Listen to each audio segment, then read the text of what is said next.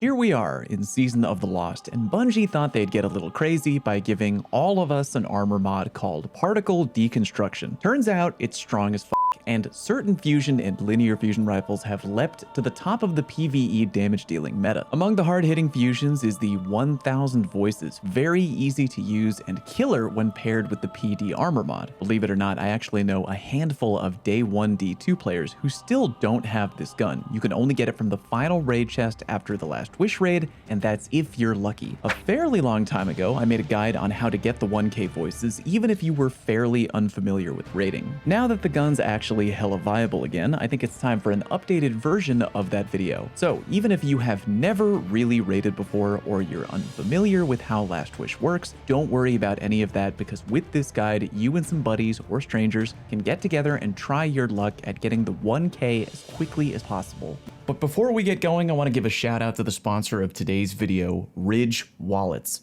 These things are beautiful, and I'm glad to promote them on my channel because I've actually been using one myself for about the past year. No joke, this right here has been my actual wallet. A lot of guys I know are still lugging around wallets like this. Big, bulky, floppy, and uncomfortable, doesn't sit well in your pocket, and you gotta move it around when you sit down. As I mentioned, over a year of the Ridge wallet, and I'm just never going back. It's light, sleek, and efficient. It doesn't fold or bulge out awkwardly in your pocket. It's got room for all my cards and a clip for bills when I am carrying cash. They've got over 30 colors and styles on their website, including carbon fiber and burnt titanium. Sounds like a Destiny shader. They've got 30,000 5-star reviews, one of them being mine, and each wallet comes with a lifetime warranty. Yes, you can buy just one wallet and boom, carry and use it for life. The Ridge is so confident you'll like it that they'll let you test drive it for 45 days, and if you don't, you can send it back for a full refund. Get 10% off today with free worldwide shipping and returns by going to ridge.com/falloutplays and use promo code falloutplays. Link to their site in the video description, and thank you again to Ridge for sponsoring today's video. Alright, back to the content. A few basics. Unless you're esoteric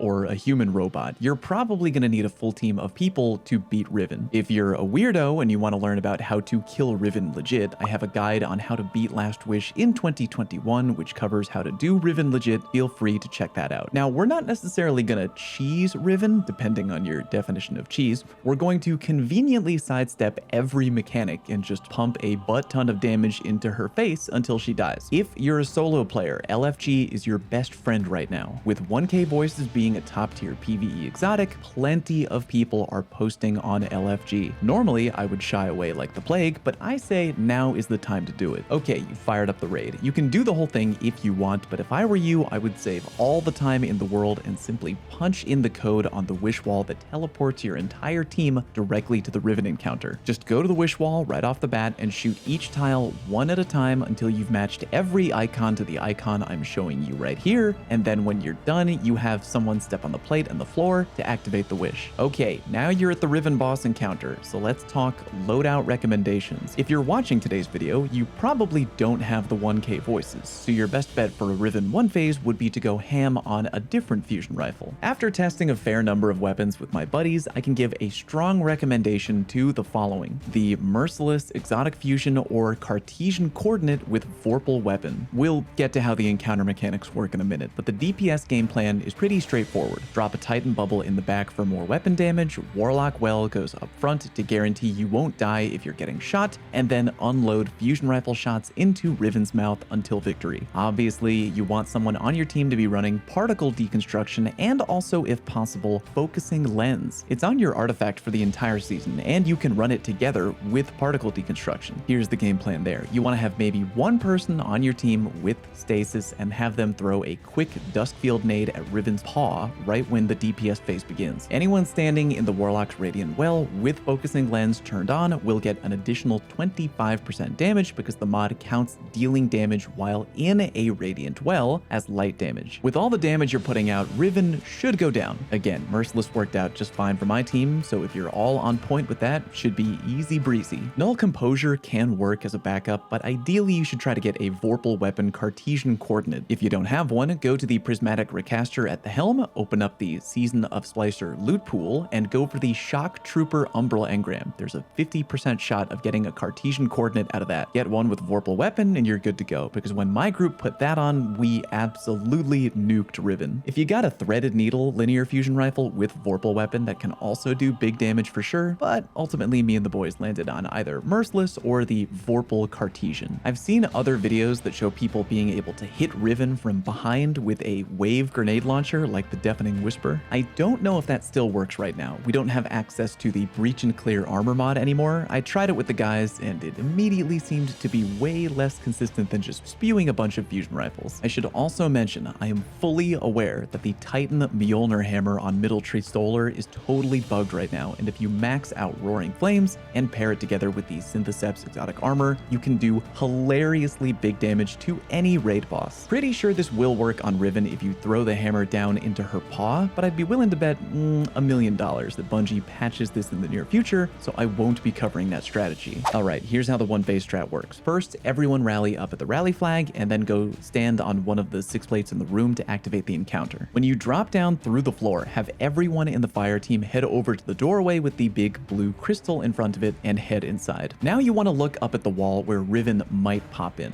You're looking for her shadow to appear on the wall within the first few seconds of entering the room. Either you're going to see her shadow or you won't. If you do see her shadow as she glides on by, well then good news, you don't have to do anything. Clear all adds out of the room, and when she eventually pops her big head right in, hit her with a clutch one phase. Titan Bubble in the back, Warlock well up front, Particle Deconstruction, Fusion Rifle forever. If you're using a VORPAL linear fusion rifle, when she closes her mouth, switch back to an energy weapon fusion rifle, or just use an energy weapon fusion rifle the entire time. However, if you go into the room and Riven's shadow does not appear within a few seconds of y'all entering the room, turn around and GTFO. You're gonna leave the boss room and immediately head over to the far wall in this next room and just stand there. By hugging that wall, you force an out of bounds timer and everybody on the team will be teleported back upstairs. When you're up there, immediately turn right and head towards the tree side of the room, dropping back down through the giant hole. After you've dropped all the way down, now quickly clear that room of all the ads and prepare to one phase Riven. When your DPS phase is over, you'll get teleported into a shadowy Taken Realm area where you and your team will have to do a quick jumping puzzle. The goal there being to continue heading upwards until you find a Taken Strength Orb, which only one person needs to touch. Upon touching it, you'll all get teleported back to Riven for one final round of shooting her in the mouth. It'll look like she's dying, but really you gotta run into her open mouth and get to her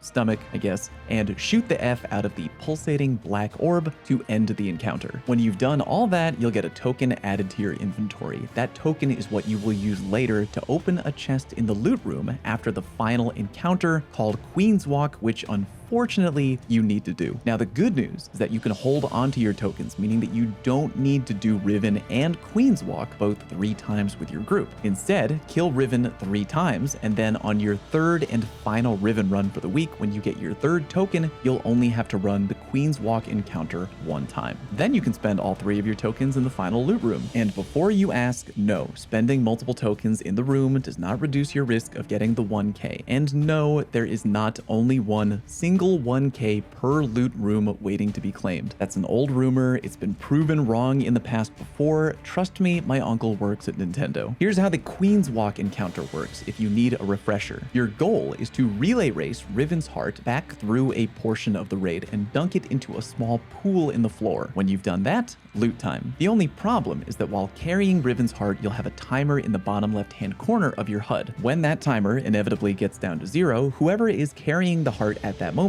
and anyone else who might be standing too close to the carrier, will get auto-teleported inside the heart itself, where they'll have to fight a bunch of Taken. The good news, though, is that for each person who carries Riven's heart, the timer can be extended 1 time per carrier. The goal there being to let the timer get really low, maybe like 3-ish seconds, then bam, refresh the timer so you can carry Riven's heart a little bit further before getting teleported. Here's how you extend the timer for the person carrying the heart. Whoever is inside Riven's heart, you're on timer extension duty. Among the Taken trying to murder you, you'll see Taken Strength Orbs spawning here and there. For each wave of Taken Strength Orbs, the last one collected inside the heart will extend the timer for whoever is carrying the heart on the outside. The more Guardians that get teleported into the final heart, the more Taken Strength Orbs that will appear, but again, only touching the final Taken Strength Orb will extend the carrier timer. So normally what we do is whoever gets teleported into the heart first is always responsible for grabbing the last taken strength orb each time in order to extend the timer. Therefore, if you're in first and there are other guardians running around in the heart with you, find a taken strength orb and just hang out near it.